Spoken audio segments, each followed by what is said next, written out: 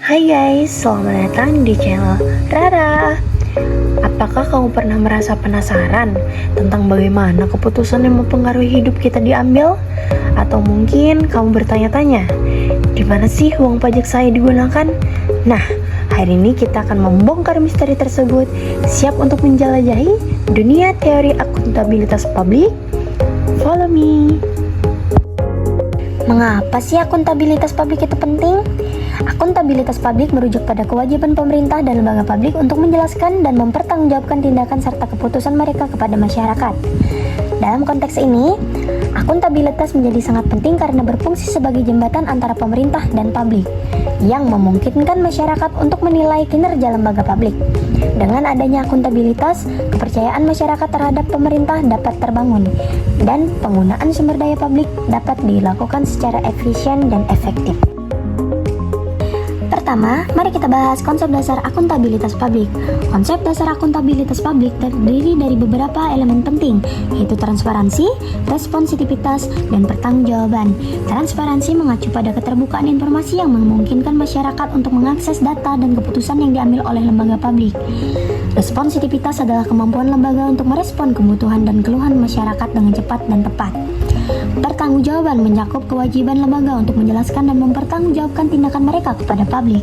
Selain itu, akuntabilitas juga dibedakan menjadi dua jenis, yaitu akuntabilitas vertikal yang mengacu pada pertanggungjawaban kepada publik dan akuntabilitas horizontal yang melibatkan pertanggungjawaban antara lembaga. Selanjutnya, kita akan membahas teori akuntabilitas. Ada beberapa pendekatan dalam teori ini.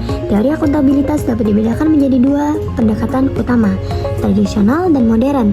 Teori akuntabilitas tradisional berfokus pada kewajiban hukum dan prosedural, di mana lembaga publik diharuskan untuk mematuhi aturan dan regulasi yang telah ditetapkan. Pendekatan ini menekankan pentingnya kepatuhan terhadap hukum sebagai dasar akuntabilitas. Teori akuntabilitas modern lebih menekankan pada hasil, kinerja, dan partisipasi masyarakat.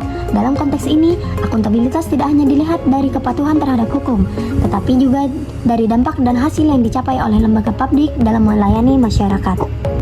Beranjak ke model akuntabilitas, kita bisa melihat beberapa model yang berbeda.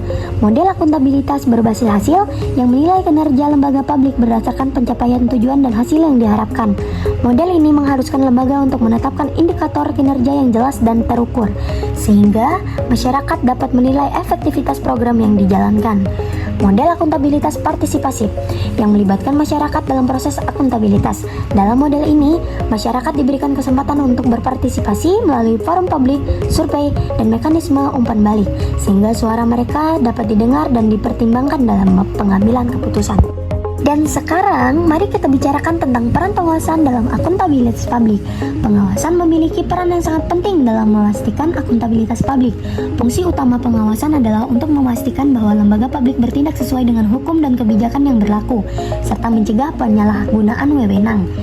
Dalam konteks ini, pengawasan dapat dilakukan melalui berbagai alat, seperti audit, laporan kinerja, dan mekanisme umpan balik dari masyarakat.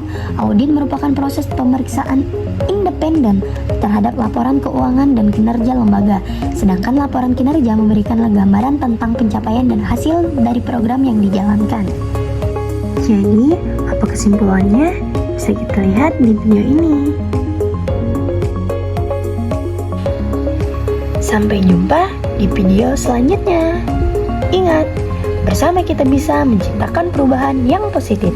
Teruslah berjuang untuk akuntabilitas dan jadilah suara yang menginspirasi. Bye-bye.